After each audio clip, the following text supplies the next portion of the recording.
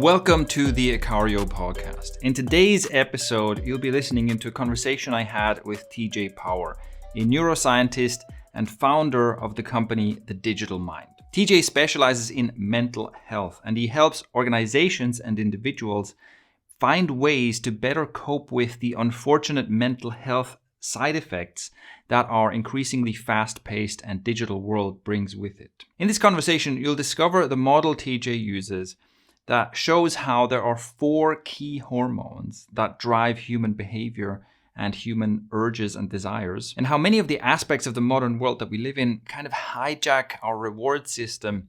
And we go into a lot of practical detail on how to deal with this. You'll also discover the habits that he has built for himself that allow him to have better mental health outcomes than most people and cope with all this information overwhelm and technology, but without having to eschew these things entirely, right? You don't have to retreat into a cave. You can add a little bit of caveman, a little bit of hunter-gatherer into your life, experience great health benefits, and still be a user and lover of technology, as he himself is as well. As you'll see, this conversation is full of fascinating information as well as highly practical advice. I'm sure you'll find this immensely valuable, and you can learn more about where to find TJ and how to learn more from him in the episode description. And with that, let's jump straight into the conversation. Okay, TJ, Hello. Great to have you here. Really excited to have this conversation. Let's get started with, in your work, right? You're a neuroscientist, you have your own company. And to start this conversation, I think a good starting point is, what is the problem that you are addressing or working on with your business? Yeah, that's a good question. Thanks for having me here. And I would say the main problem is humans are just living completely misaligned to our biological design, to how like our whole chemistry and how our whole body wants us to operate. And I would say that's the problem. And I'm trying to realign the way in which people structure and behave during their days. And yeah, with the intention to get towards a lot better mental health. Right. So it's, like the starting point is human suffering, really, right? And can you tell me a little bit, like, what's your perspective on that? Because I feel like my impression is, like, everybody knows, there's some mental health crisis or something, right? You I don't know, some vague headlines or whatever, teens are more miserable and everyone's anxious and whatnot. I'm sure you have deeper insights into this. So what is your perspective on this, like on this suffering that's going on? Yeah, I think the anxiety is a big piece. I think in general, like many people are very stuck in their heads and like feel like there's so much thinking going on. Like by an absolute mile, the biggest question I get on social media is about overthinking and feeling like there's too many thoughts in their mind. So I think that's a big area that's taking place. And as we'll go on to explore, I think there are a number of reasons why we're pretty stuck in our heads. And then I think just general sort of low mood and kind of like apathy, just like no like inner drive. And when we go into this whole dopamine aspect, we're really like depleting this big driving energy we have within us. And I think this low mood, low drive mixed with like a really thinky mind isn't a very nice place to be for most people. Right. Yeah, so it's like a sense of also just like dissatisfaction, right? It's massively. Because I think that on the one hand, like you have the extreme end of the problem where people are like depressed and maybe suicidal and whatnot. Or super addicted, right? Like life-destroyingly addicted to whatever, social media or porn or something, right? And that's a very serious issue. But I think there's also a huge part of the population pie where it's like, it's not that bad. It's not like you're not functioning anymore because of social media or a smartphone addiction or whatever. But it's just like a low level of dissatisfaction. It's just like mild but constant misery, right? And I think that's something that is definitely... It seems to be like almost normal nowadays. Yeah, definitely. And I think that's one of the biggest things. I think for many, it's not necessarily really bad, but it's definitely not really good. Yeah, and like the feeling where you feel like excited and driven and happy in your mind, it's such like an enjoyable experience. And I think many people are not in that kind of space. So trying to shift the mass in a different direction, I think is the key. Yeah. So let's talk about, so you have this model essentially that connects this problem, this type of suffering with the I think it's 4 key hormones that are driving human behavior. Yeah. And yeah, can you walk us through that? How does that work? Like essentially from the brain's perspective, what is going on, right? From the inside the body, why are we feeling like this? What's going on? So we have these neurotransmitters that I think that as a society we're beginning to get more familiar with. We've got dopamine, which is the big famous one. That's kind of motivating us, creating our drive.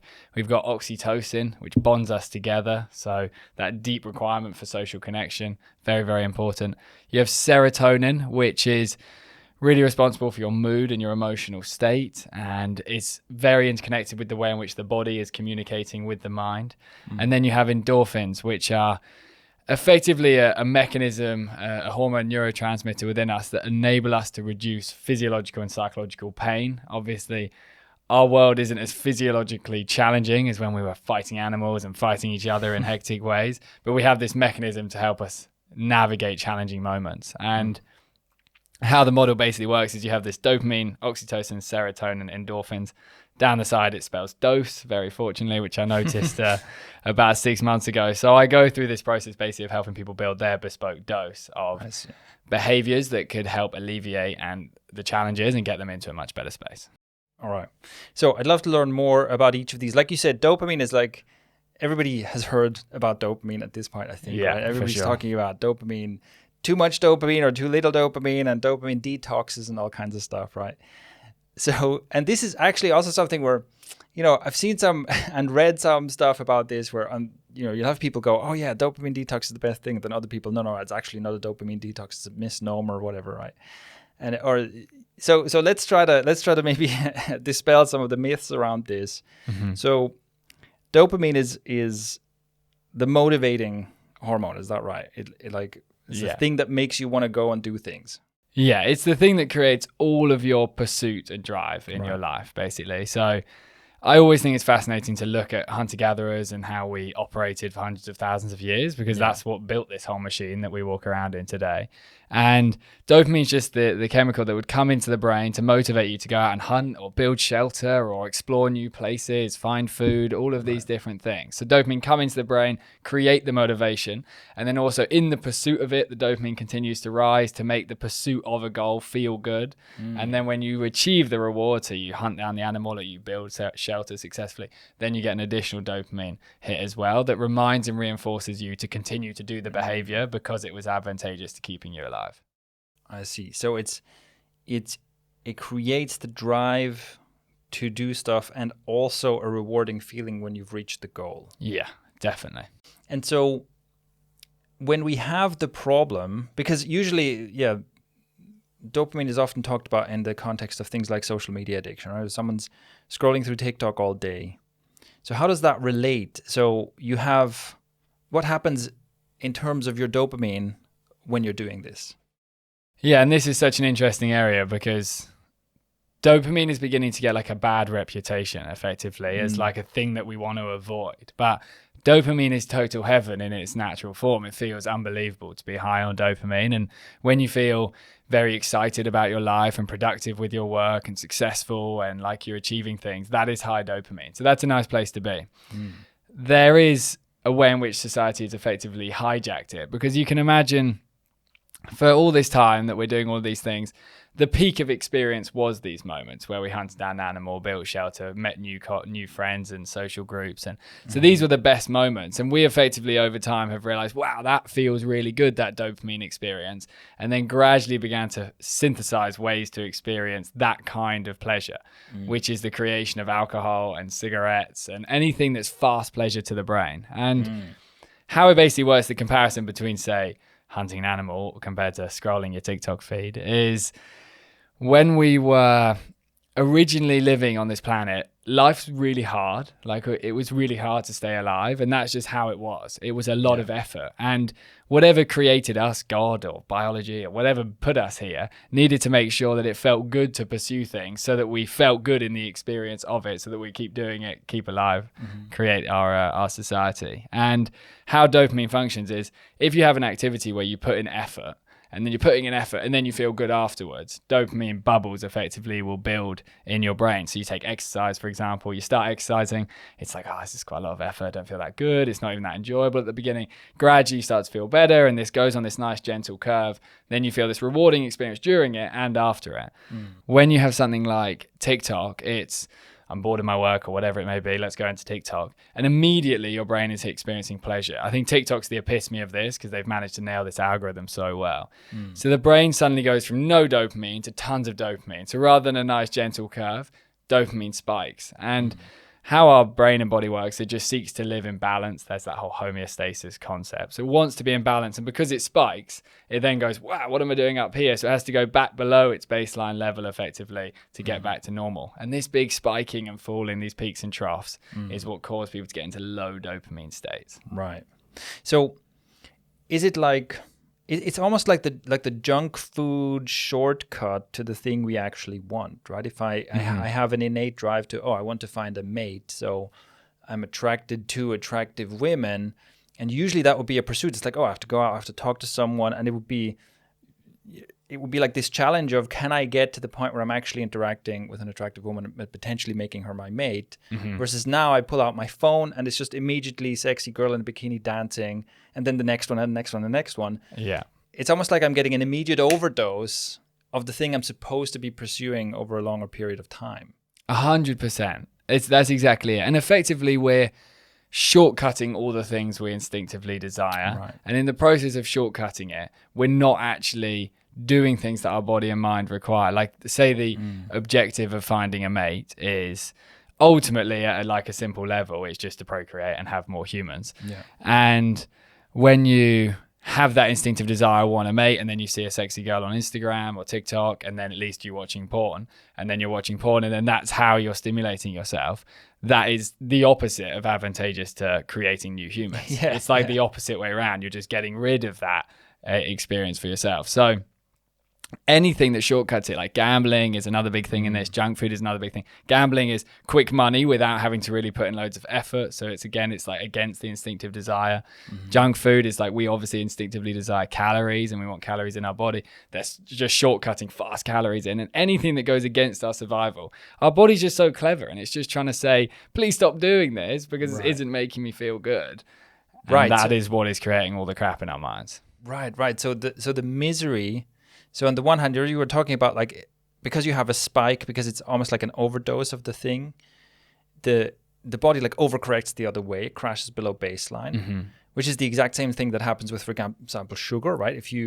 It's like if you imagine like you're walking, you're outside, you're walking, and you come across, I don't know, an apple tree, and you eat an apple, and okay, you're getting sugar along with fiber, plus you have to climb up on the tree. It's like physical activity. And then it's like very rewarding. Oh, it's sweet, it's sugary, this is good.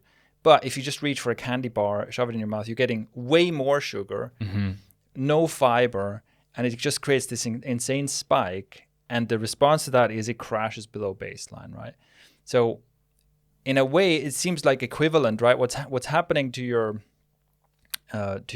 metabolic system when you're getting an overdose of sugar is similar what's happening to your brain, let's say, when you get like an overdose of these stimulants, these dopamine stimulating things, right? So like porn would be an example, or much of social media probably as well, right?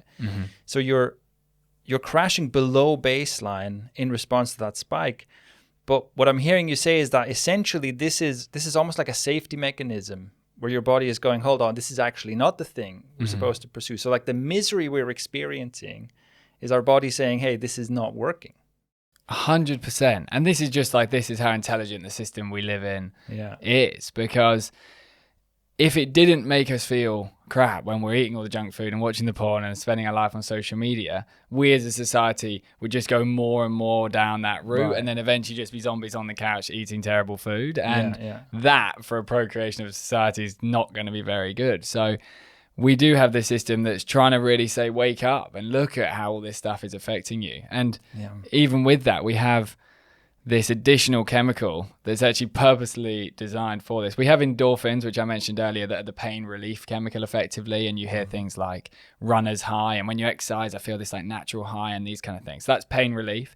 We have its opposing cousin effectively called dynorphin, which releases into the system when the dopamine is getting super low, below baseline. And it intentionally stimulates psychological pain and discomfort to try and say something's not right here. And I think with this, like, you begin to see that this mental health challenge could be a little bit more simple than maybe we are giving credit, because a lot of this stuff is just throwing the brain completely out of balance, and it's just screaming at us, I'm going to make you feel anxious and low, until you do something about it. I mean, that's really an eye-opening idea for me, right? Because, thinking about it like that is like, oh no, the discomfort you're experiencing is a further healthy functioning of the system. Yeah. Right? I've never thought of it like that before, but it's like, that makes a lot of sense. And it's also a very positive message, really. It's saying, hey, this is a good thing, right? It's like the warning signs are going off. And it's also, I have had, so I have personal experience with depression. And this is also something where, over the years, my mind changed about it, because originally I got this idea, which I think is a common idea in our society, that it's like, oh, it's just a chemical imbalance, right? It's like, oh, you kind of genetically unlucky that your brain gets depressed, right? Yeah. It's a big convo now. Yeah. So here's some, antidepressants, basically, right? Whereas other sources, and for example, Johan Hari has a book about this called Lost Connections that was really influential for me, where he basically says, listen, depression can be interpreted as a sign that something's wrong. And something has been wrong for so long, and maybe you've like been shoving it down or ignoring it for so long, that eventually the system is like, no, you have to deal with this. It's like, I'm going to make you unable to do any of the other stuff, right? You have to deal with this core issue. And I have found that in my experience with depression, it is there's usually some core thing where it's almost like, I really know why I'm feeling this bad, right? If I really like listen and ask myself, why might I be this miserable? It's like, there's something I haven't addressed in my life. There's something I've been trying to ignore. And that's also much more helpful than just thinking, oh, it's too bad, right? It's too bad I'm just sad, or I'm just anxious, or whatever. Instead, think, if this is a sign, what is it trying to tell me? Definitely. And I think this chemical imbalance concept is a challenge, because I really believe in so many cases, huge transformations could take place with the mind if you really look deeply at how you're living and whether there's emotional challenges that haven't been met and things like this. And emotions, they got their word from energy in motion. There's like this Latin word, emotere, which basically means energy in motion. And it's just, they're largely housed within our body, and we just have this very intelligent system that's just trying to guide us. And if something's not right, it's just going to let you know. And the difficult thing is, in our society now, is for a huge percentage of society, something isn't right. But we have all of this quick fix distraction, effectively, where, I'm not feeling good, but if I go eat some ice cream, I'll feel good for that period of time, or scroll the social, or watch the porn, or drink the booze, or whatever it may be. So all of these underlying things that are really starting to say, please do something different, process this trauma, whatever it may be, is always getting missed. And it just means this stuff is building and building. And ultimately, that's what leads to the really challenging moment. Yeah, exactly. No, I think that's like I said, in my own experience, even though it's hard to admit in the moment often, you'd rather just be a victim and just be like, oh, just save me, right? Please give me the pill that saves me. Yeah, for sure. But that confrontation with, hey, maybe I have to take some responsibility, or maybe there's something I can do here. It's, in a way, it's at the same time scary and empowering, right? So yeah, that's really interesting to hear you confirm that in a way. But lest we get off track too much here. So we were talking about dopamine, right? I think we have a decent idea now, how this motivating system is being hijacked. And essentially, so overstimulation, I think of it like junk food for the brain, right? It's like you're getting the junk food, quick rewards that leads to this state of misery that's trying to get you back to pursuing something that is kind of more real, I guess.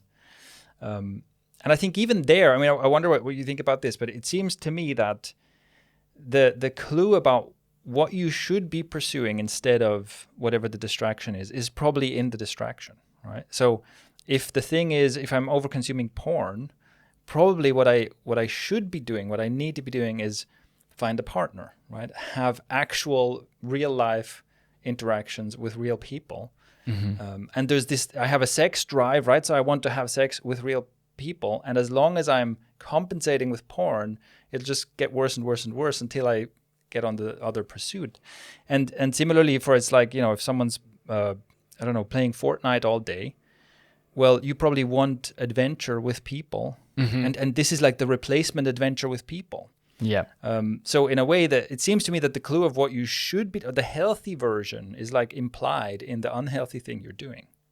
I think that is so accurate. And immediately as you said it, something resonated for me in the recent week. So I, as you know, recently came out to Lisbon, came out like a month ago from living in London. And in my first few weeks, I just wasn't feeling that good. It was a bit of a new environment and I'd been very excited about this. And suddenly it's like a big change of pace. And I had this experience about 2 weeks ago of realizing like I actually felt quite lonely. And in general, like I'm someone that really values social connection. I love being around people. I love chatting and hearing what people have to say. And I wasn't feeling that good one day, like particularly low. And then I was thinking, God, I think I'm spending quite a lot of time on my phone at the moment, more than I typically would at home. Like, given all of this stuff, I'm pretty disciplined with these kind of things. Looked at the screen time and it was like 2 hours up on average per day compared to what I would normally be doing.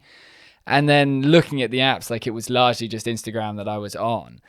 And really based on what you just said, all I was doing was really seeking to connect with people. And I didn't have the opportunity. I hadn't met any new friends yet. I hadn't been to your breathwork where we met and these kind of things. And in that, I was just craving social connection. And not only are you screwing with your dopamine system, you're massively undersatisfying this thing that your body's really wanting. So then you just get lower and lower and you go in this perpetual loop. And I think something like loneliness is so common. And all the lonely people are sitting there staring at people interacting. And imagine what that's doing to the brain. So yeah. I think And that's a tricky thing about it, I think, is that it causes, it's like again, if I can make a comparison to sugar, right? The problem is you eat sugar, it gives you this spike and then crash, and the crash makes you want more sugar. Definitely. So it gives you more of the itch of that.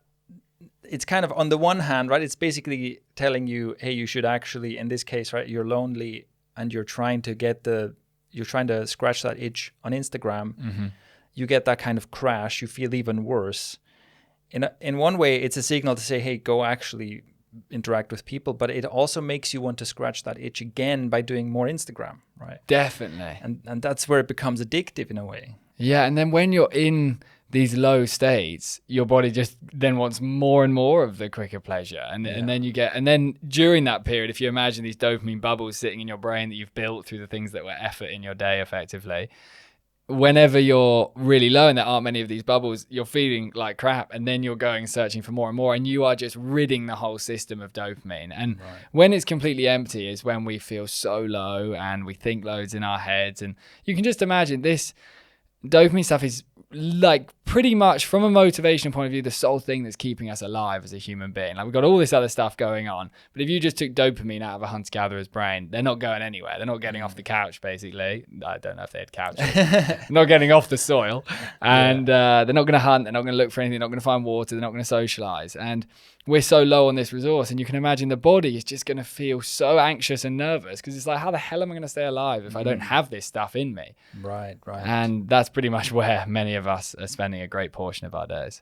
Right. Yeah. That makes sense, because it's like, in a way, your body doesn't know that you're safe. Even if you're not doing anything, right? Because you can just order food, and like all your survival needs are basically met, even if you don't do anything.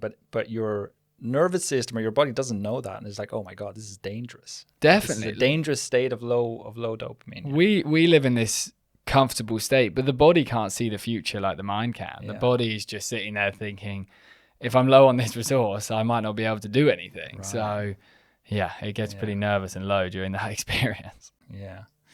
Okay, now you were talking about this experience of the loneliness, right, and seeking that. And is this where is that where oxytocin will come in? What role does that play there? Yeah, so oxytocin is a very important component, and something again that I think is being impacted by all of this. Primary experience and the most like predominant release of this in for us as humans is when a mother gives birth. Both the mother and the child experience this huge surge in oxytocin, which enables the initial maternal bond to take place. And then during the breastfeeding and all of the physical touch and the cuddles and the love, during that experience early on, oxytocin begins to build between the two of them. And that's what enables this like really loving experience to take place, and the desire to nurture them and raise them, and for the kid to have like a parental attachment that it seeks to observe and inspire from, and all these things.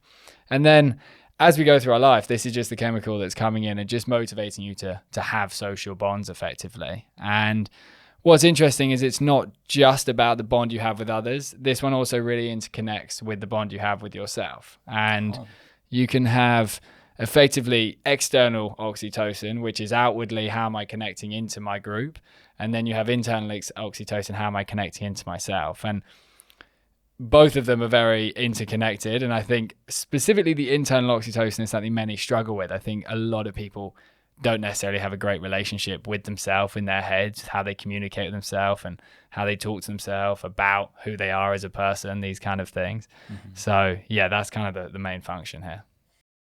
Yeah. And in what way is there a similar pattern where, are we getting like a junk food version of an oxytocin stimulant or something? Is there a similar pattern where it's like we're doing the one thing when we should be doing the other thing? Other than under-satisfying it through the internet. So for example, in the youth, the depth of social connection I perceive is weakening massively. Like I do a lot of training in the school environment, and I think many of them have tons of friends, but not very deep friends. And because of how it works, and something like constantly sending loads of like kind of pointless Snapchats all the time to lots of people with like not even really words on, they're just kind of distributing what they're doing all the time. I think that would be something that's effectively bad for it. But in general, I think it's more just the undersatisfaction of deep, meaningful, high-quality conversations that's bad for it, rather than like a hijack method with the dopamine. Yeah. And so could it also be, like, this reminds me of something that was a really insightful moment for me. Like a couple of years ago, I was living in Bali, and which is a wonderful place in many ways. But one of the things that isn't that great is like the power grid isn't that robust, right? Yeah, I've been. So you'd have like occasional like blackouts and whatnot, right? But there was this moment where I was living there with my business partner at the time, and we'd been both basically just been working away at our computers all day, and then a blackout comes in. And it's evening, and it's just like, okay, obviously everything shuts down, no internet and stuff, so you can't keep working. And within a few minutes, we're both like sitting outside having a conversation, and it just made me think, oh, this is actually great, right? It's like I'm living here in a beautiful place. I'm living with one of my best friends who, most of the time we have been living in different places in the world, right? So this was like a rare moment where we're in the same place.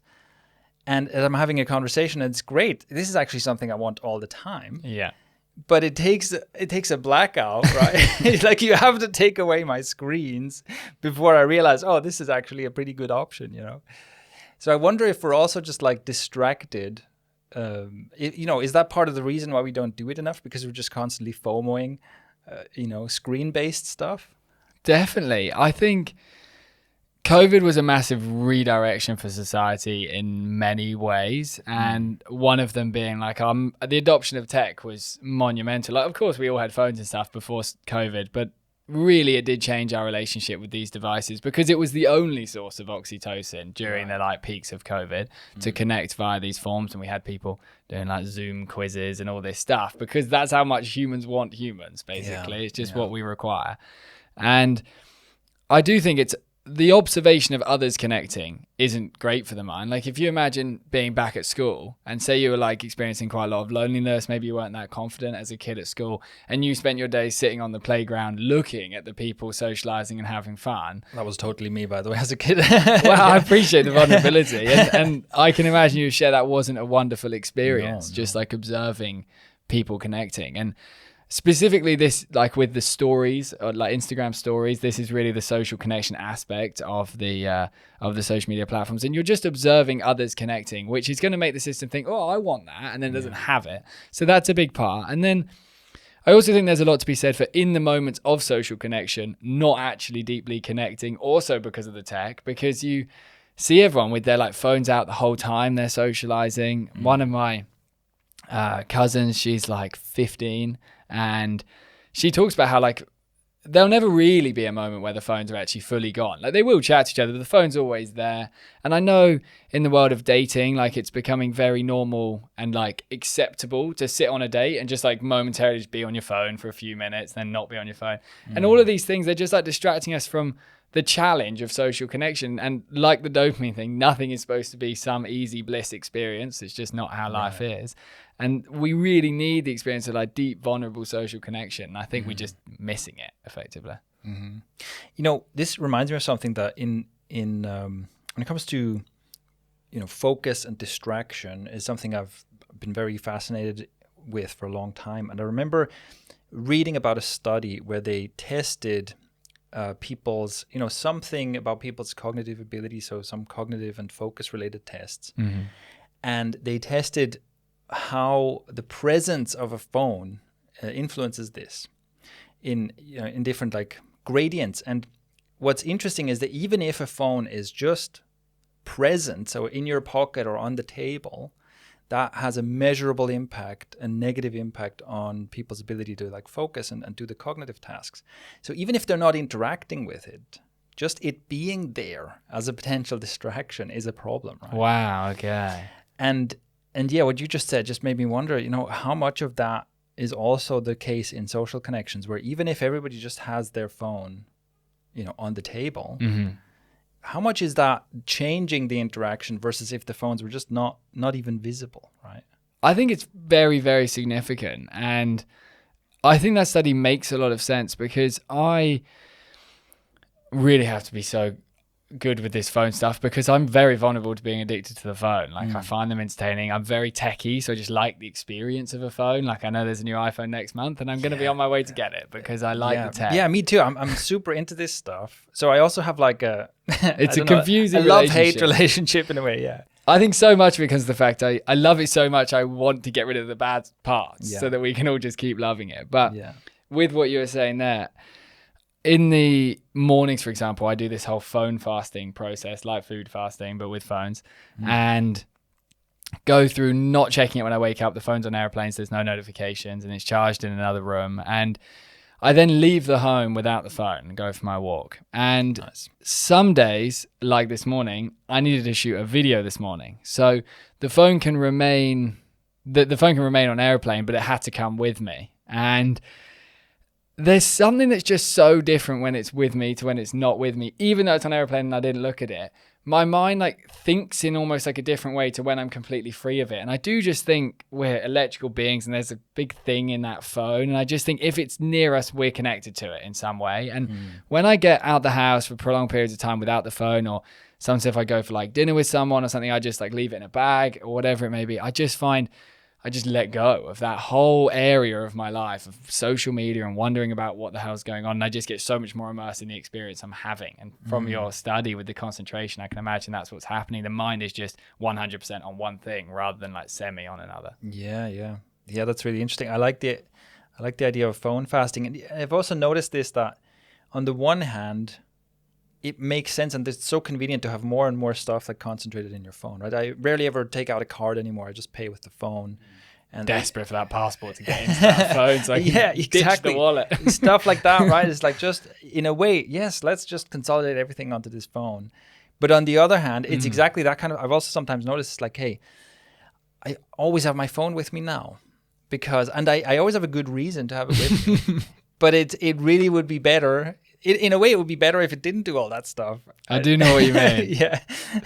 One thing I found that has helped me with the leaving the house without the phone, because I try and do this like a few times a day, is, and this seems now like a giant marketing campaign for another piece of tech, but the watch has actually been quite useful because it has the card on it. Right.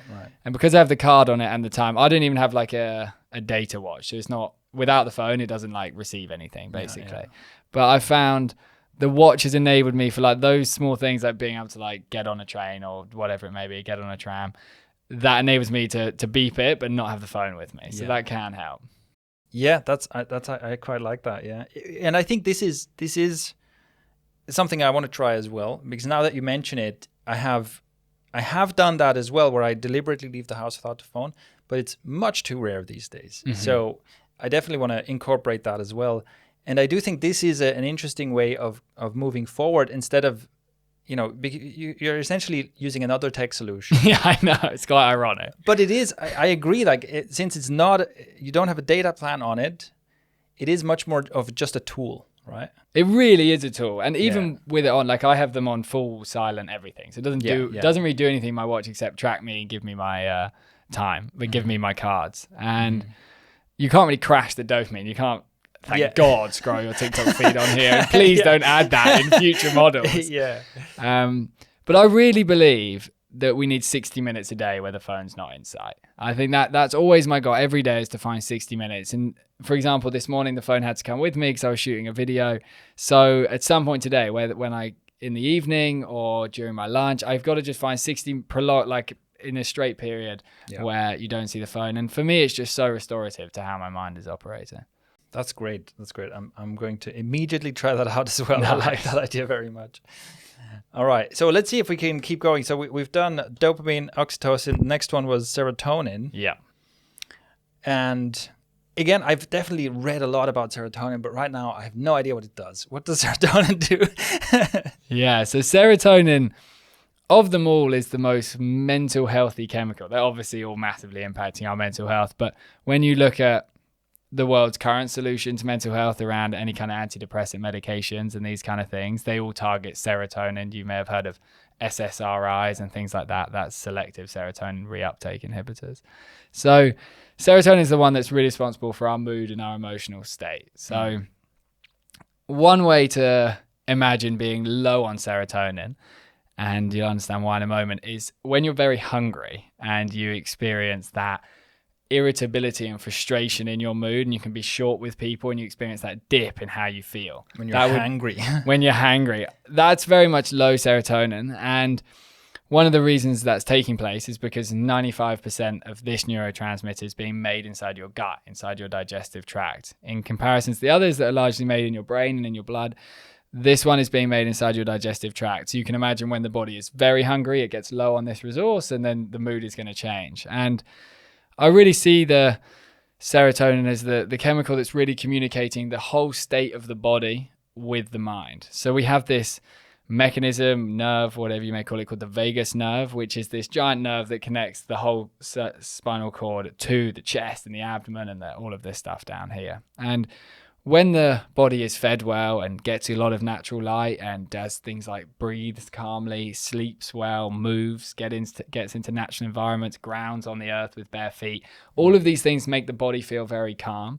And when you look at the literature and research, largely the best behaviors for the serotonin are all of these things. So anything that's making the body feel happy effectively makes the mind feel happy as a result of serotonin. Okay. Right. And so, you just mentioned a whole list of things where I guess it's also, we generally don't get enough of that stuff.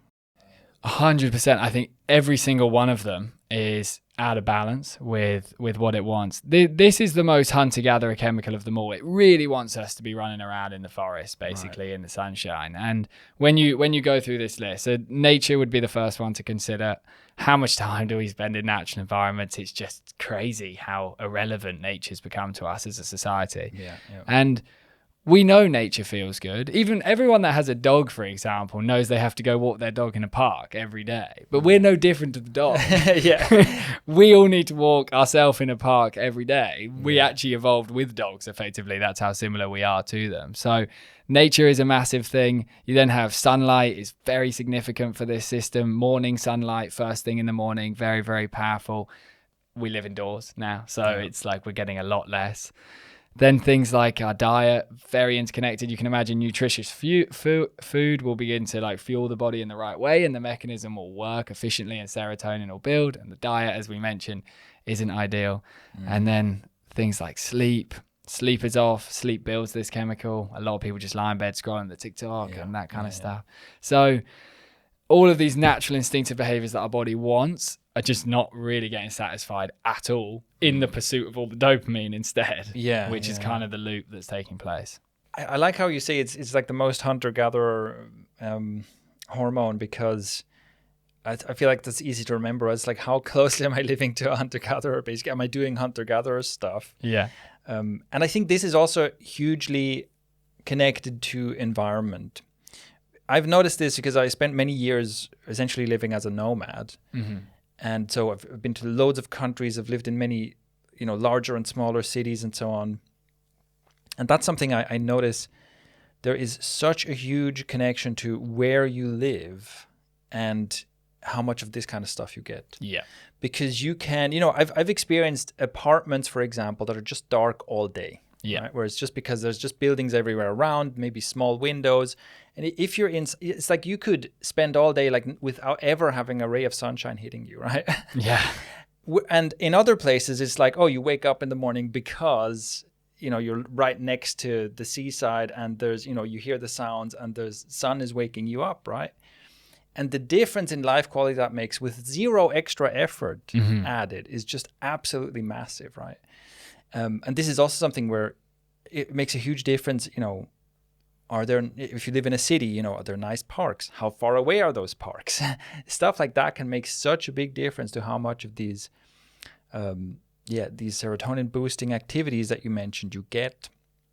And I think that's something that, is often overlooked, I think, as a factor of, deciding where to live, where for me that has changed, right? Where that is something I'm willing to spend money on. Mm-hmm. I'm willing to spend more and take on other inconveniences if I can be in a location that makes it easier for me to get outside, to get sunshine, to go walk in a park, or to get out into the wilderness even. I think it should be a really key part of that decision. And I'm currently very much immersed right in the center of that. I was living in very built up London just like a few months back. And I mean, potentially the biggest reason I left was just because I didn't feel that calm in that environment. It was just too much. And I always was someone that was like very much okay with that super stimulated life. And then I calmed things down a bit and they didn't really match anymore. And now I definitely am in the pursuit of this environment where I feel a lot better. And I think when you get into these nicer living environments and you optimize the experience, then you just seek for healthier in all aspects of your life, and how much water you drink and whether you're going to do some meditation in the morning, because the whole environment is like, wow, this is quite conducive to me living a healthy life. And then it breeds health, basically. Exactly. Yeah. And I mean, ultimately I want to be in a giant tech treehouse in the forest. Yeah, totally. Yeah, that's where I'm heading in the next 10 years, I think. Yeah. And I think another thing, something that I've also always try to cultivate, is it's also your social environment that makes a big difference. Because if you have a friend group where, this weekend we're going surfing and, by the way, let's go meet in the park and stuff. Again, it makes it a lot easier to, if you're just in a friend group where there's a lot of active people, and it's almost like this, it's basically the unwritten agreement that this is the kind of thing we do. Yeah. And again, it's really worth cultivating, and it's really worth seeking that out, because I'm a big believer in making this stuff as easy as possible for yourself, right? Yeah, so that I it agree. Doesn't sound like, oh my God, there's another bunch of stuff I have to do, right? It's like, yeah, and then you don't even get as much joy from it. When it's a have to, you don't get as much value. Yeah. So I'm curious on this note, and I wonder, like, I know that you've you said you worked in schools at some point, and you have experience with like kids and teens. Like, what do they think about this kind of stuff? Are they like on board with this idea, or are they like, no, I live in the metaverse, you just don't get it, That's what they will be saying in time, and I'll be chatting to them through the metaverse, I'm sure. Yeah.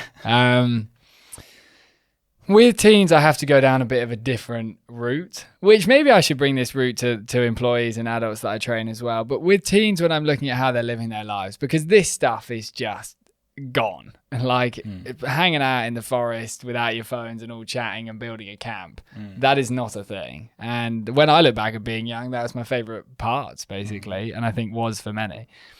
And with teens, I go down the route really of figuring out what is it they're seeking for most in their life right now. And a lot of the time it's to be attractive, which is fair. Like that's a big pursuit for us as humans. It's to be popular. It's to be confident. It's to be less anxious. And I really go down the route of suggesting to them that the phone is very likely inhibiting your likelihood to achieve these things. It's making you effectively less attractive, more self-conscious, less confident, less popular if you're always in your phone, you're never building social connection, all of these different things. So I kind of find what they really want, explain how the phone is impacting it, and then gently guide them towards the pursuit of these other things in alignment. So say, for example, when you're a teen, beginning to date is a really big and exciting and nerve-wracking thing. So I guide them to a phone fasting date on a walk in nature, for example. So like find the core of the desire and then try and get them into these kind of environments. And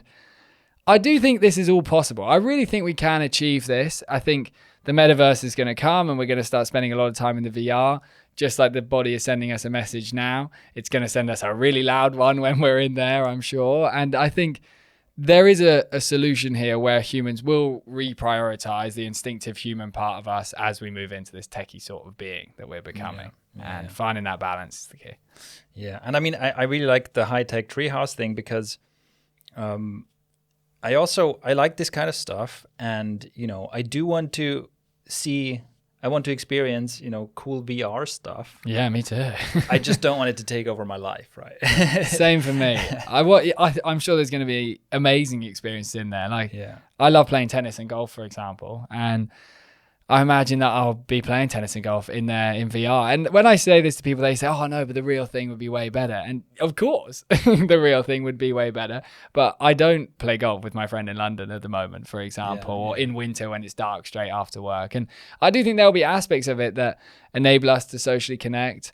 I have some optimism around whether maybe in the teen environment they will, rather than just like sitting and Snapchatting and scrolling TikTok all evening, maybe like hang out in rooms in the metaverse, which I know it's all super techie, but that could satisfy us more as a species than what we're currently doing. So I think just I'm studying this metaverse thing a lot because I think it's what's coming. And I just think beginning to deduce what will be the best bits to go in that direction would be cool.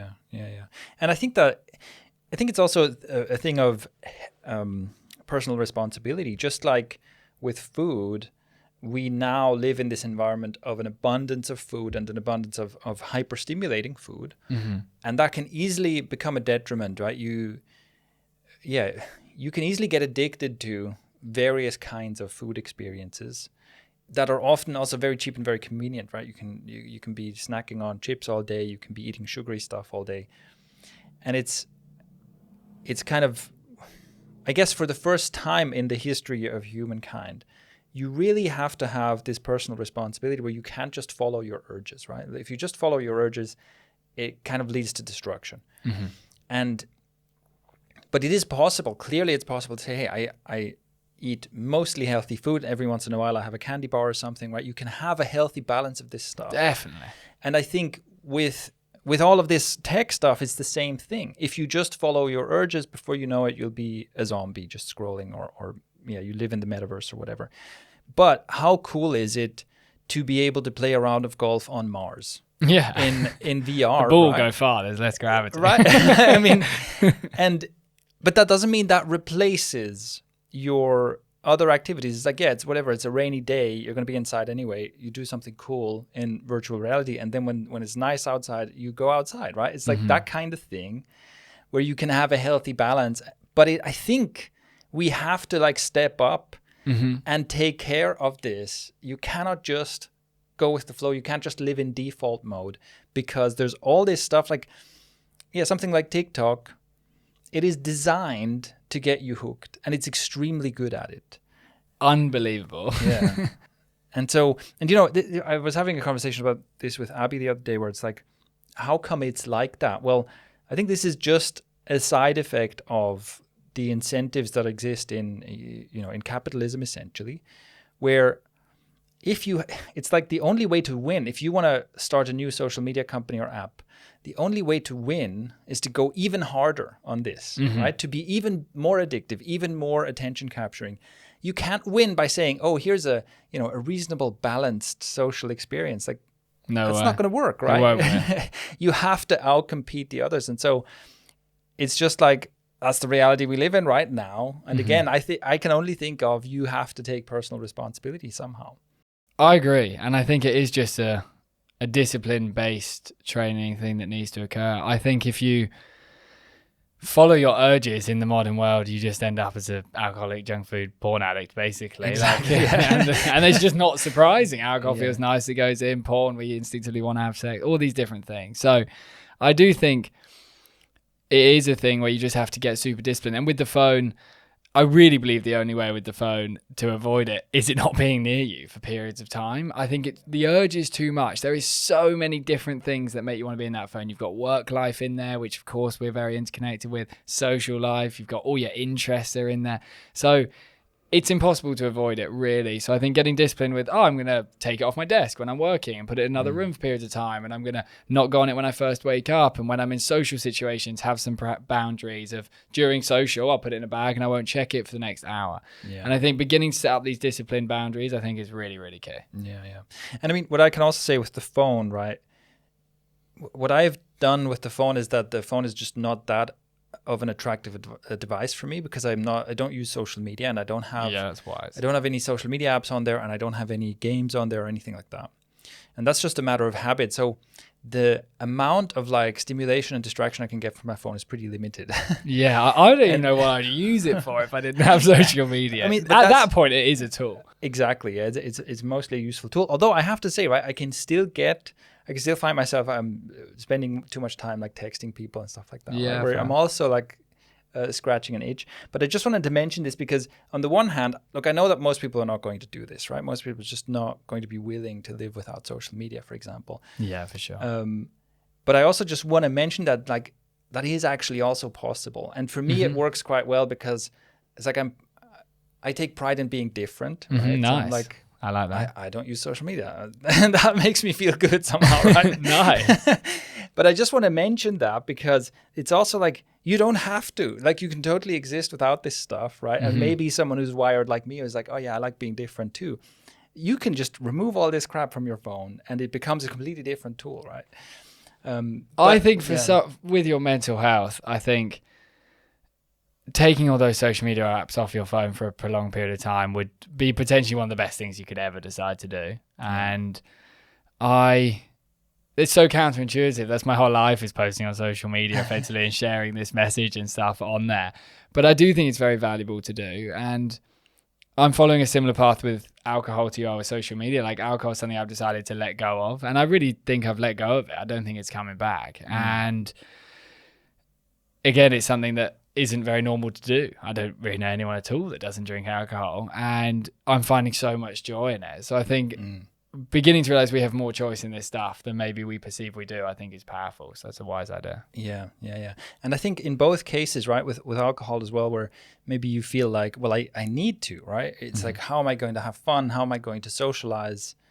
But if you give yourself enough time abstaining from it, you suddenly realize, oh, it's actually fine. I can still go out with my friends and I'll just drink water, and I can still have a lot of fun without getting drunk. Definitely. But you have to like discover that for yourself. You do. And in any of these addictive behaviors, whenever you take it away from yourself, you experience the withdrawal of not having it. Like most people are constantly in withdrawal of not being on social media, so they're going back in, and you can have the same with alcohol or junk food or whatever it may be. And there's only a short window of time, depending on the depth of addiction, of withdrawal you have to go through before joy begins to arise in the fact it's not even there. Like I was very worried about social life and dating life and these kind of things without alcohol, just because it's so normal and it's what I've utilized throughout my social life and dating life my whole life. And my whole life, maybe not when I was a kid. Yeah. And I've now discovered that it's absolutely fine. If anything, I'm enjoying my social interactions in a different way because I'm actually there and I'm not like a pissed version of TJ that's like kind of vacant. So I think with any of these things, we just need to get like a little bit more experimental, effectively. Nice. I did a video today about this, and all I shared was you don't have to quit alcohol, but I'd love you to do a weekend where you don't have it and then see how you feel and then see if you enjoy that experience. And the same with social. Delete it from Monday to Friday. See what happens that week. I think that mindset is good. Yeah. Definitely. I think that's also, instead of having an all or nothing mindset, just be like, let's see what happens. Yeah, definitely. Yeah. All right. Let's see. So we've done the first three. We've done what was it? Dopamine, oxytocin, serotonin. The last one is endorphins. Endorphins to make up the dose. Yeah. What's up with endorphins? What's up with endorphins? So these are slightly different to the other three. The other three are all taking us upwards towards something. Dopamine's taking us towards the feeling of motivation. Oxy's taking us towards social connection. Serotonin's boosting our emotional state. And these ones are really taking something away from our experience. And that is originally physiological pain that we may go through. And then now psychological pain, given our world is slightly transformed into a more psychologically challenging world over physiologically challenging. So our mind is more challenged than our body. But if you imagine you were in some kind of situation where you were fighting an animal, in that moment where the animal hurts you, the endorphin system would release effectively the neurotransmitter to enable the pain to be taken away, so you'd have a greater likelihood of surviving. And when you look at research, endorphins is unbelievable for people going through a high amount of stress or a high amount of anxiety. It can be very relieving for people navigating depression because their mind is just in a lot of discomfort. And these effectively provide the most natural high, like the experience people are getting from drugs or smoking weed or drinking alcohol, these kind of things, that like natural, wow, I feel really high. Endorphins is really interconnected with that experience. And how it functions, given you can imagine it's really in like real physical situations, this mechanism would release. Nowadays, if you just push your body into physical pain, effectively physical discomfort, in the moments you're running up the hill or you're hiking and it's like a really hard bit of the hike, you're swimming as fast as you can, you're cycling, in the moments where the body's like, wow, this is really difficult, it will then think, oh, they need the endorphin system to help them in this situation. And again, when we're looking at how all this interconnects with how we're living and why is this mental health problem happening, I really think if you ask yourself, how often is your body in like real physical difficulty during exercise? I think for many, it's not really entering that state very often. So this is, all interconnected with physically pushing ourselves. Yeah, this is interesting. So the first thing that came to mind here is, I guess this is the effect. I think that often happens if you get hurt, right? If you sustain some kind of an injury, usually it doesn't hurt right away. Yeah. It starts hurting later. Definitely. And that would be the endorphins. It's like a painkiller that you get. It is a painkiller. Yeah. Morphine, for example, which we built to enable us to like utilize pre-operations and these kind of things, or in immediate pain, was built off of our understanding of endorphins. Right. Okay, and so, but obviously that's like an extreme case, and we don't want to be out here getting injured all the time. What you need to do is just start running into walls, and then you'll be releasing it. No, for sure. But yeah, what you're saying is interesting, because so it's like you have to push yourself hard enough to, and I guess what I'm hearing you say is that it would be healthy for us to have an endorphin release on a regular basis. If possible, daily would be ideal. Daily, okay. And if you're not, but you have to push yourself into like a pain zone in order to get it, which is interesting, because, so in talking about physical exercise and movement, one of the things I often talk about is that I think it's a mistake for a lot of people, especially like someone who doesn't have an intrinsic motivation to exercise. It's a mistake to look for like, the best calorie burning exercise or something, because you're probably going to hate it. Yeah, you will hate it, for sure. And it's better to find some movement you enjoy. So it's like, maybe you go to a dance class and you're like, this is fun, right? Dancing is very good for the endorphin system. Right, okay. But then that would be like the flip side. Okay, you want to discover like the joy of movement and do it, not as a chore, but because you want to. But then I think that the risk on the other side is like, okay, are you actually pushing yourself hard enough? Because even if I think about, one of the things I do is I just lift weights, but there as well, I wonder, like, am I pushing myself hard enough to release, to get that endorphin release? Because I feel it's quite easy to get through a workout where it's like, sure, my heart rate went up a bit and stuff, but I think it would be, from a weightlifting perspective, are you actually getting to the point where the final rep is next to impossible? Then it would be, you would be releasing the system. And I think what you're sharing is so true, because it's not like if you're exercising not to max, it's not good for you. It's great for so many things for the body to be moving. But if someone is in a situation where maybe they haven't done much movement and they're trying to refine the joy in it, even like a walk could potentially activate their endorphin system, because that is quite physically challenging to their system. So it's all relative to who you are and your current physiology in terms of whether the system will release, basically. What about like an ice bath or even a cold shower? Is that enough of a like, because it's a discomfort stimulus, right? Yeah. It's like, would that trigger it too? Yeah, so cold water immersion, unbelievable for this system and also the dopamine system. So, and you hear so many people, I started doing the cold water thing and my mental health is transformed, and fantastic for both of them. The body will go into pain, definitely, in the cold water. On the other side of that, saunas are also a fantastic way to release the endorphin system specifically. Cold water, a little bit more dopamine. Sauna is really fantastic here. So, yeah. A good activity to be doing. Right. So you're basically seeking these extremes, these safe extremes, right? Well, yeah, and like the world was very extreme. Like staying alive through winters and stuff on Earth would have been a nightmare, and also through hot summers, and there wasn't any fans, there wasn't any air conditioning, and the world was just much more physically testing, effectively. And then our body, after doing that for so long, wants to be physically tested, effectively. Yeah, that makes sense.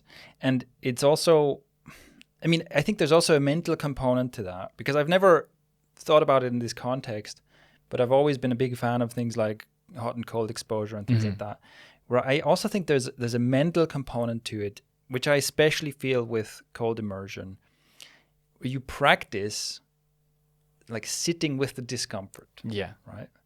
And that seems like such a valuable life skill, to basically sit in that cold water and you're feeling very strongly the urge to get out. You want to get out. It's very uncomfortable. And just to say, it's okay to feel this. It is okay to feel the I want to get out feeling and just not get out. Yeah. And I think that it is so valuable, although I don't know if it does transfer, but I think it's so valuable because it seems to me that that's the same kind of experience you have when you, for example, experience withdrawals. Where you say, I really want to do the thing. I really want to smoke the cigarette or watch the porn or whatever it is that you're withdrawing from.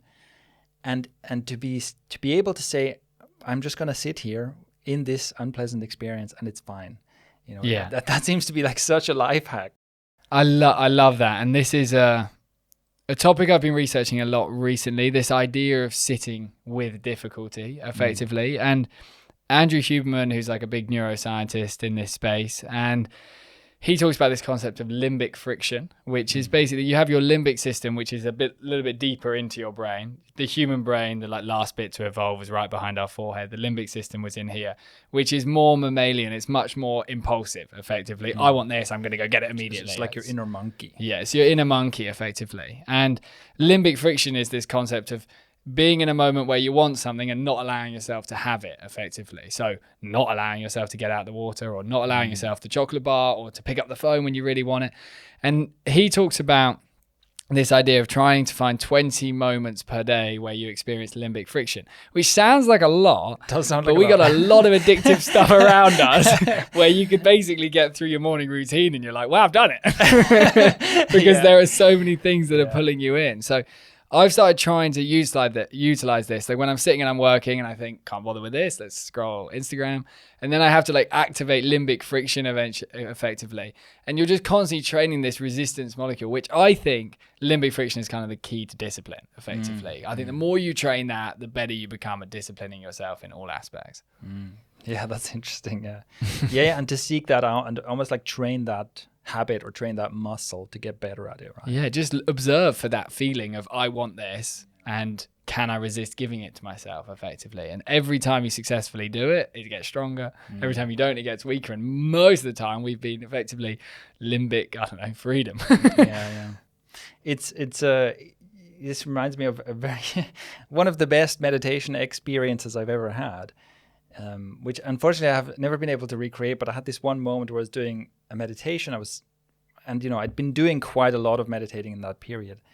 And at one point I was, doing my meditation, like sitting, just kind of being mindful.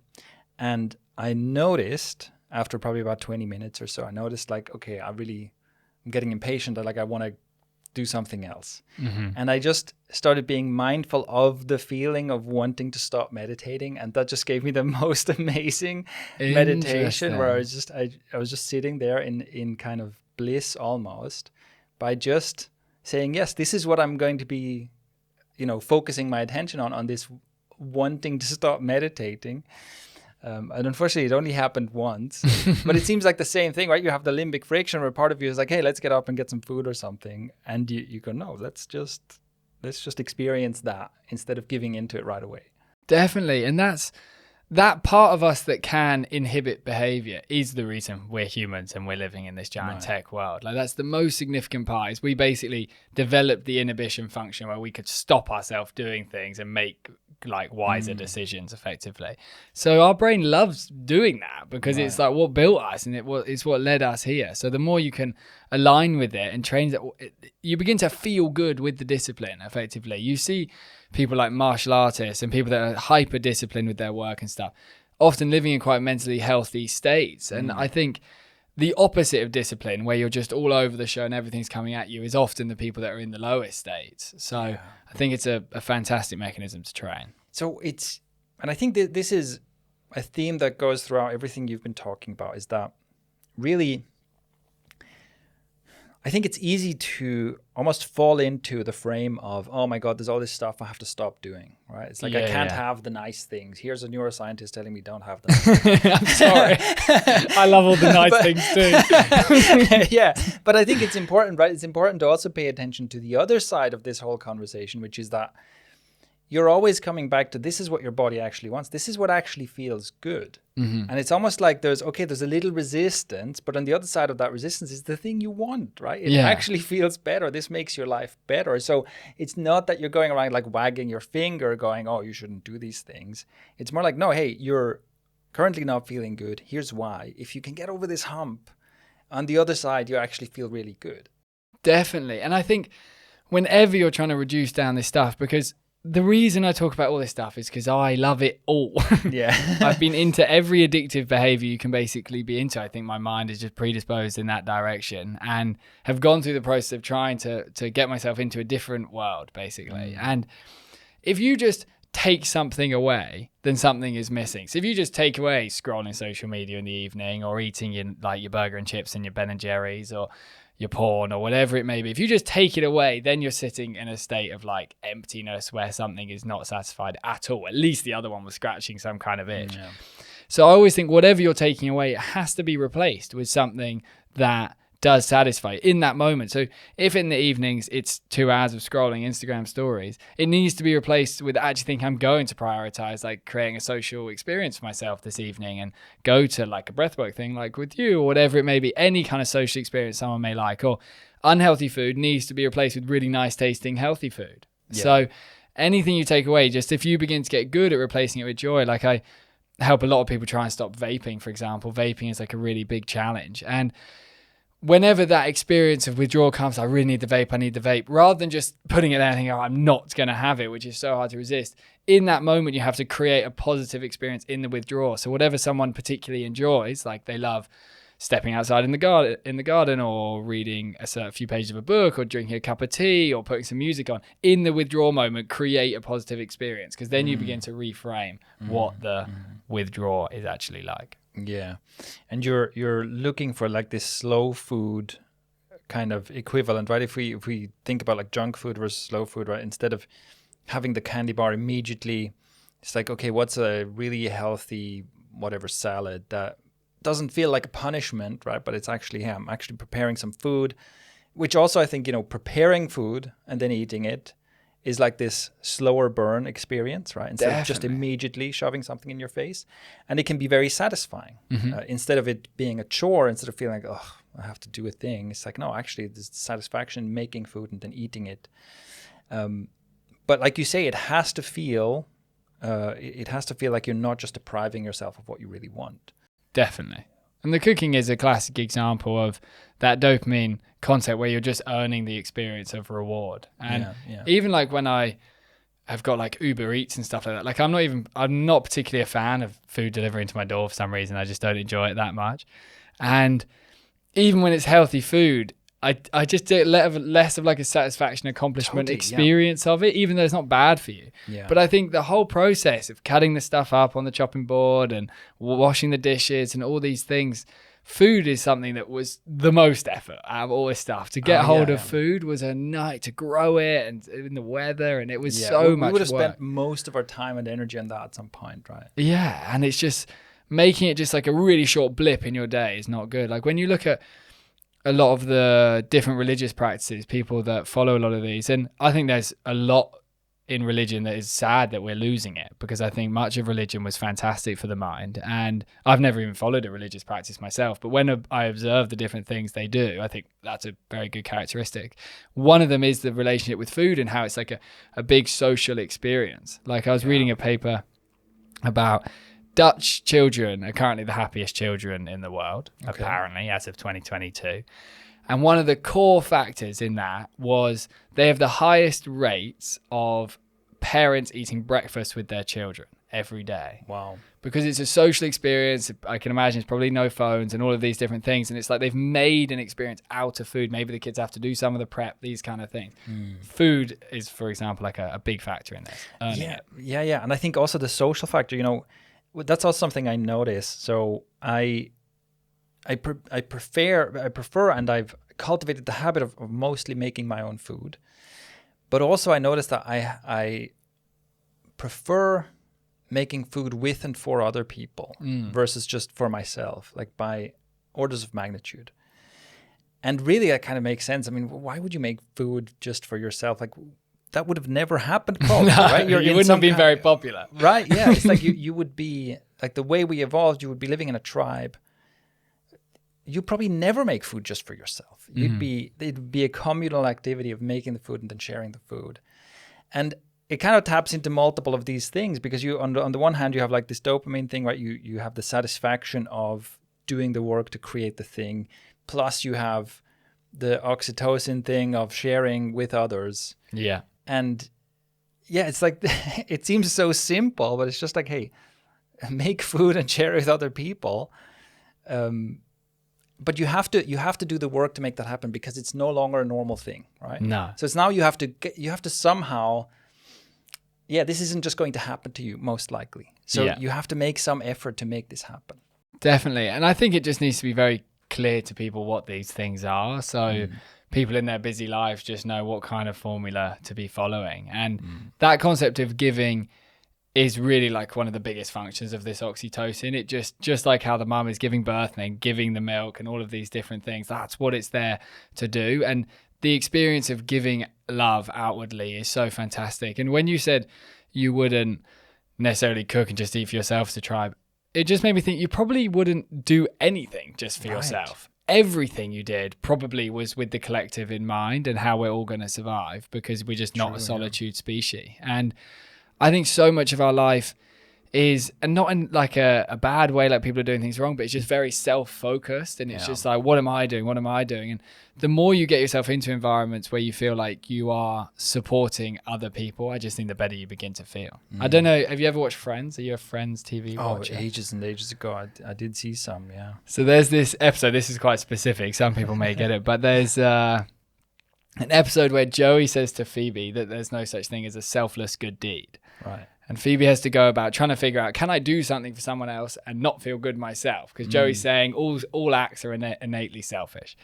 So Phoebe says no chance. She's supposed to be the character that's quite loving and vegan and all these kind of things. And she goes about raking people's gardens without them knowing and doing all these different activities in the episode, and ultimately concludes she can't do anything for other people without feeling good herself. And that's what this oxytocin is. Like this thing that created us just made sure that it felt really good to contribute so that we'd contribute so the group keeps alive effectively. Yeah, that makes total sense actually.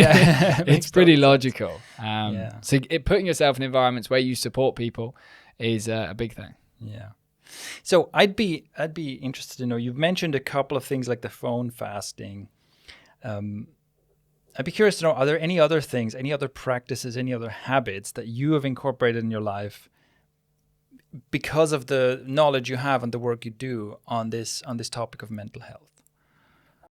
Yeah, there's definitely some that are like big staples. Morning sunlight absolutely vital for me. I think you have to, a lot of us work from home now and things like that. Your brain and eyes just like require it. It's not really much of a decision. So even if it's 5 or 10 minutes of waking up, stepping outside for a period of time, walking around the town, whatever it may be, morning sunlight's very key. Always the cold water shower. So I always have my normal shower and turn it cold at the end. And at this point, like I still haven't seen the phone. So I've had this morning light, done a bit of gratitude work when I'm on the walk. I do a bit of like asking myself, what am I happy about that I'm getting to experience in my life at the moment, which is really, really important for me in my mind. I find it, you can begin to focus on what isn't right a lot of the time and what you don't have. So I do a bit of gratitude work on the walk, come home, do the cold shower is a big thing. When I'm working, getting super kind of organized and disciplined with work has been really important to me, because a big component of this dopamine system is organization. And the experience, for example, of washing dishes or cleaning your kitchen or your bathroom or your bedroom, whatever it may be, is something we don't crave to do. But when we do it, often it makes us feel quite satisfied. And you can imagine with the whole hunter-gatherer experience, a hunter-gatherer that prioritizes a clean, organized environment would, of course, survive in a better way. So in terms of a practice, getting super organized how I operate my workflow and my tasks is something that kind of came out of this, and it makes me feel a lot better in my head. Fasting is something I do, the food fasting. I don't eat breakfast, which I don't think is essential. Just like I said earlier, I think experimentation is good. And for me, feeling like I've earned that first meal through work and a bit of movement and these kind of things is really, really powerful.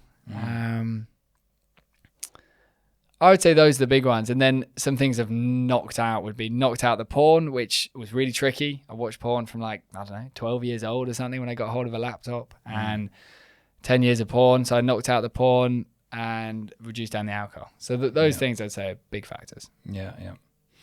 Yeah, that's interesting. I mean, it is like trying to bring in a couple of these caveman elements, right? A couple of these hunter-gatherer elements into your daily life. Yeah, I think that's really good. Now, another thing. I mean, you know, we've talked about porn. Is definitely. Actually, I wonder about that. You know, I feel like when I was younger, it was mainly a male issue, mainly like boys and men issue. Whereas I wonder if that's changed, right? If it's become more of a like everybody's hooked on some form of it. I'm not sure. I do think it's increased a lot. I do get lots of women messaging me about the porn videos if I ever make a video on that topic. So I do think women are watching porn.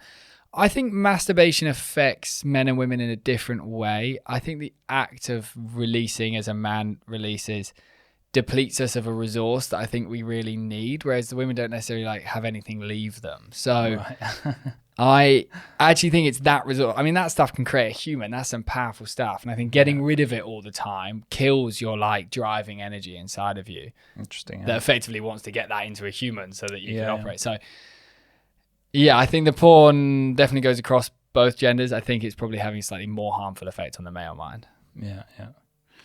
Yeah, I think that's also something where I see it's definitely a huge problem, right? It's a huge addiction factor. And I think it's also a problem of a slippery slope where I saw this graph that shows a problem in general on social media platforms is that if you essentially think about, you know, what is allowed within the guidelines of what you're allowed to post on a platform, the closer you get to the limit of what's allowed, the higher engagement tends to spike, right? Yeah. So it's like, you're not allowed to post porn on TikTok, presumably. But the closer you get to porn, the better the views. That is actually so true. I think it breeds extreme. Yeah. And I think because of that, it creates like this slippery slope effect, right? Where you can set out to be like, I'm just scrolling through social, but then you're seeing this sexualized stuff, and that makes you then switch over to Pornhub or whatever. Definitely. So that can be like a problem. But then there's also the counter to that, which is the whole like NoFap movement, which I think is generally positive, but I feel like it's kind of taken too far. Yeah, I would agree. I'd be interested to hear your thoughts on this, because one of the things that I feel is like dangerous is to take this and add essentially even more shame and more pressure on top of it, right? To basically say like it's already an activity that you're probably ashamed of, right? So it's like you're masturbating to porn, and afterwards you probably feel bad about yourself, and you feel like, I shouldn't do this. And then you say, okay, I'm going to not do it. I'm going to stop watching porn. I'm going to stop masturbating. And it almost like piles on shame so much. Oh, if you do this, you're not a real man. And if you you have to reach your 90 days of basically not. Is that what it is? It's a long time. Whatever, right? And it's like you have to reach that milestone. And every time you fall back, it's like this huge failure. And yeah, okay. I wonder if that doesn't even make it worse, right? Because it's like, I wonder how much of it is like you're seeking some kind of a relief, and the negative emotions that build up make you seek that relief, right? And if you add even more shame and more pressure, you're just adding to that negative charge that makes you then want to use porn, right? Yeah. But yeah, I would be wondering, I'd be curious to hear what your perspective on this is. Yeah, I think it's interesting. I understand the motive of the NoFap thing, and because in general it's mass fap effectively as a society. Yeah. So reducing it down is definitely valuable. I can't imagine the hunter-gatherers were running around doing that often. I think they probably have more important things to prioritize. Yeah. So I think reducing it is very significant. I'm very observant of my own mental health, as you can imagine. So I'm very interested in what affects it, what helps it. And I know going periods of time, 5 to 7 days without any masturbation is very good for my head. But I also know that it's an urge the body has, and it doesn't always need to be sex, and inevitably it's probably not always going to be sex for the mass.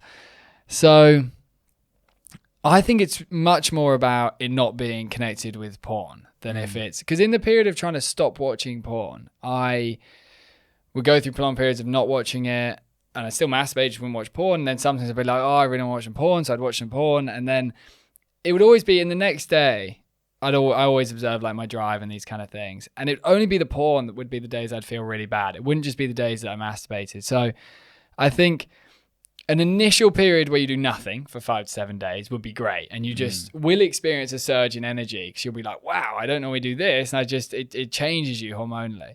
And then after that, beginning to get used to just like a less frequent dose, and then also beginning to utilize the imagination a lot more. And just as we've talked about with everything, earning reward actually leads to us feeling our best. And using your imagination is effort, imagining some hot girl or guy, whatever you want to do in your mind. But the process of doing it leads to a much more satisfying experience ultimately. So what you're seeking to do in the masturbation actually is better. Right. So I think beginning to go in that direction is the best way to go. Yeah, I mean, because my experience was the same as well. I discovered porn when I was pretty young, probably also around 12, 13, something like that. And I definitely overused for quite a long time. But also I had lots and lots of like shame and guilt associated with sex in general. And for me, I just noticed that I had to, or on the one hand, yes, definitely quitting the porn habit it's definitely healthy, right? There's no doubt about it. But for me, I also had to go through a process of like learning a kind of a shame-free relationship with my own sexuality. And I don't think I could have done that entirely in the absence of masturbation, right? Yeah, interesting. Okay. Because also, like, I'm not like a player, right? It's not like I'm constantly, it's not like I went through long periods of in my life where I basically didn't have access. I didn't have a girlfriend, didn't have sexual partners, and I'm not sure if I could have like resolved a lot of this stuff this emotional baggage around sex by completely abstaining from everything. Yeah, interesting. I do think it's a natural behavior, and I think it can be done in like a good way, like where you are connecting with yourself in a way that's good. And I think the shame thing is really significant, because shame isn't a nice emotion. And one thing I definitely don't think anyone should feel any shame for is the fact you've been watching loads of porn, because it is just so deeply desired, that concept. It's so irresistible, porn, that I would have no judgment of yourself for watching any of it, because what human wouldn't really, when it's an opportunity thing? It's free, it's fast to find, all of that sort of stuff. So I wouldn't say there's any judgment there. I think sometimes the shame comes in because progressively the tolerance grows like it does with any addictive behavior, and you have to begin to watch more and more hectic things effectively. And I think the body and mind begins to think, I don't know if I really want to be observing those kind of things taking place. But I wouldn't feel shame in the porn. I just feel like recognition for yourself of recognizing the problem and thinking, yeah, I think this is a bit of a problem, but think it might not be making me feel that good, and just beginning to experiment with windows off it, see how you feel, and then begin to drive yourself forward with the great feeling that's taking place, rather than pushing yourself away with it with the shame feeling. Yeah. And I think that's also where you can see that porn, and I totally agree, right? It's like, hey, it's just one of these influences that hooks you, and it's so easy to get hooked on sugar. It's so easy to get hooked on alcohol. It's easy to get hooked on porn. It's easy to get hooked on social media, right? It's like, it's not like a weakness of character. It's just likely to happen. And the question is, what do you do with it now? So I like that you mentioned that. I think that's important. But yeah, you can see that it's like, it becomes habit forming. You can end up spending hours a day on it, where it's like, well, you wouldn't be doing that if it weren't this weird, if it's not hijacking something inside of you, right? It's like nobody masturbates for 5 hours a day without without this kind of stimulation. But with it, that happens, right? People can become completely addicted to it. So again, I think there's an important distinction needs to be made between the habit of watching porn, the addiction of that, versus the habit of masturbation, which can be unproblematic. But yeah, again, it's like obviously also context dependent and all that. But, I think that what we could do, because before we recorded the podcast, we were talking, and I know that men's mental health is something that's important to you. It's also important to me. And yeah, this kind of porn addiction is probably it's something that affects men, especially young men, right? I think this is something we could explore, like everything around men's mental health is something we could explore in another conversation, because we're going on for more than an hour. Yeah, I'm good with that, man. Covered loads, but also there's loads more to talk about. So I'd be interested to hear, first of all, from the listeners, if they have any questions and so on, right? We can maybe pick up some of these threads in a future conversation. Yeah. But also maybe let's have another conversation about men's mental health. I'd love it. See where we go. So with that, thank you very much, TJ. It's been an absolute pleasure, and I'm sure the ikario audience is going to absolutely love what you shared today. Thanks, Shane. I've loved it. Awesome questions. And I hope you've all enjoyed.